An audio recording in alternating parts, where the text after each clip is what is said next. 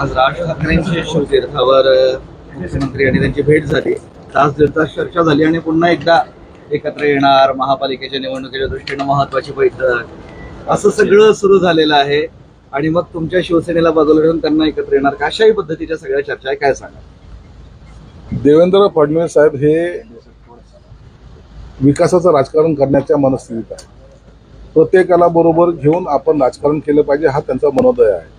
आणि त्यासाठी कोणीही असलं तर त्याच्याशी चर्चा साधण्याचा किंवा संवाद साधण्याचा त्यांचा प्रयत्न आहे. म्हणून आज राजसाहेबांशी जी चर्चा झालेली की त्या कारणास्तव झाली की तुमचा काही ऍक्शन प्लॅन असेल, तुम्हाला या महाराष्ट्राच्या हितासाठी काही करायची जर तुमच्या कल्पना असतील त्या संदर्भात मला वाटतं त्या चर्चा झाल्या असं.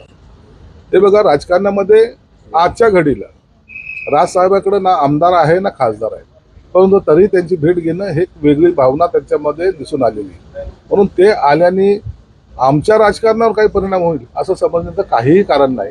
शिंदे साहेबांचे त्यांचे संबंध चांगले, राजसाहेबांची सर्वच लोकांशी, राजकीय नेत्यांशी चांगले संबंध असल्यामुळे हा भेट मला वाटतं बहुतेक झाली असेल.